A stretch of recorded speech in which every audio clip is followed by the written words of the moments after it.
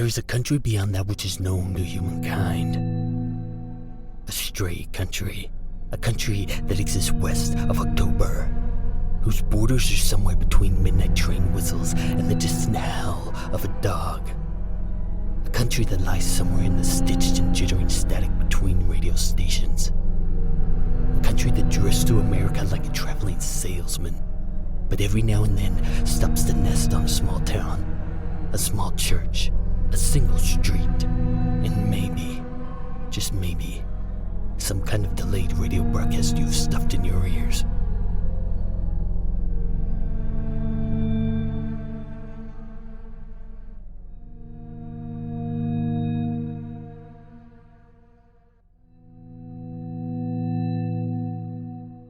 Chapter 28.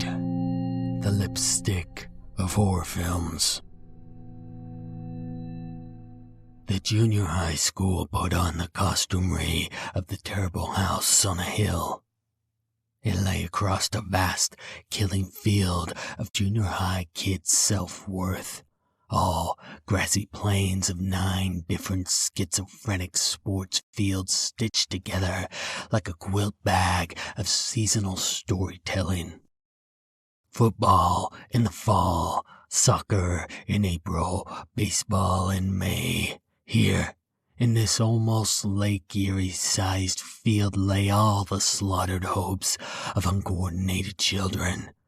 The grit and spittle of children chewed up by the smallest pieces of the sporting world.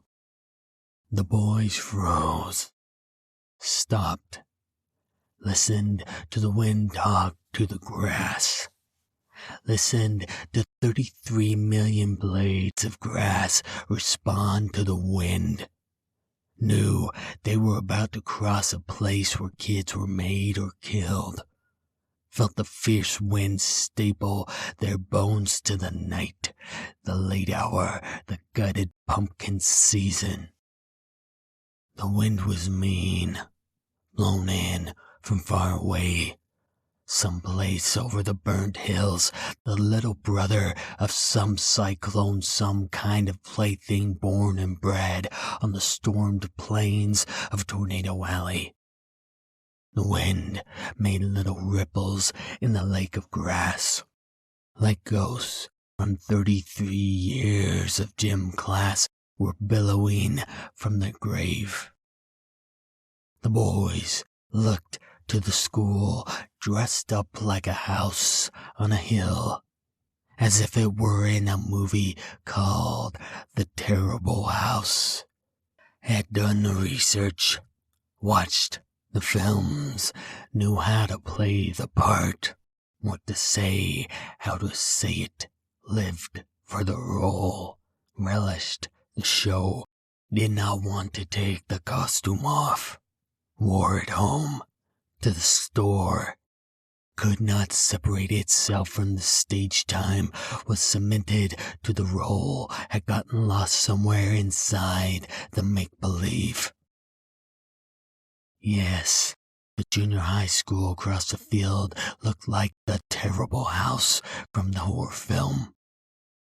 The house itself, in film, had always been its own kind of movie screen, licking on outer walls all the walled-in murder scenes. In film, it was old women dragging corpses, obsolete butchers hacking children, old slave masters resurrected inside of basement roots, madmen masturbating to science just to sell a weapon, or even just the lonely ghost of a little girl killed inside a long time ago.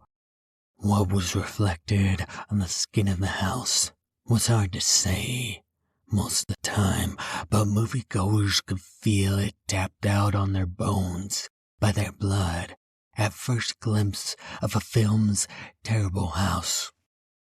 Yes, well-kept country farmhouses spoke of cannibals and appetites run amok. Everyone knew that. Dilapidated Georgian mansions spoke of well-tended corpses. Yes, of course, motels by the side of the road of never checking out. In film, having seen the end, it makes sense. But here, off the closed-down carnival streets, a junior high school. The wind stirred the lake of grass. Yes, the house had always been a type of pulp horror book cover. Before the boys stood a wicker man, what had taken on the opposite shape of its sins. The question was, what kind of sins could a junior high school have? The boys thought they heard secrets sizzling in frying pans, basement objects boiling, the winding back on hinges tail of doors, screen doors swinging at the night, the swapping of creaks by great attic beams left alone with the bird cages. That was just how the night talked. Across the two-bed American garden of smooth meadow grass, the junior high school looked very much like the terrible house. Some kind of derelict garden variety book cover pinching salt to the inside horror. The wind sifted the lake of grass. Jack eyed the school. He could not read it like a horror film house, only knew it looked like a horror film house, and that said something. Was it how it rose off the faux meadow? Some commentary on a kind of spinning and mumbling foundation, saying something about a fake footing in the world, half a foot in ghost country. Did it sit on the lake of grass because it was trying to talk through the throats of 33 million blades of grass? But what would it say? That it was an island, someplace cut off from humankind. Was it calling to feast on young boys? And what could be read by the mean angles of the building? That it could axe the sky, and by inference, heaven.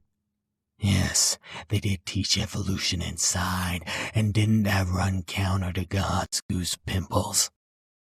What of the dearth of light bulbs? That it did not need to visit churches or light candles? What of its mile-long width? That no boy could take it in without turning his head? What of its straitjacket silence? That it could listen to rumors? The unpainted brick, what did that say? That it didn't need the flaking paint, the trimmings and trappings of animal-boned wind chimes and busted-up shutters, all that grim crackery of spectre sheets. Didn't need movie stuff gimmicks or Dickensian stagery bullshit. Lipstick of horror films, because this building was raw chainsaw horror. Some guttural screaming thing choking on gasoline and made out of the modern world. The wind made little ripples in the grass lake. The school stood tall like a house on the hill, slicked with shadows, greased by the axle of the world turning over in the night, sidling taller and taller and taller. Jack thought he heard a school bell echoing through the deserted fields.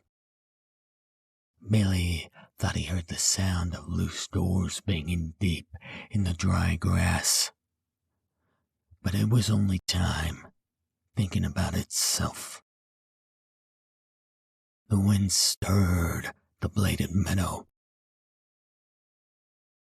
Across the field in the high window stood a silhouette, some kind of shadow puppet watching the night be itself.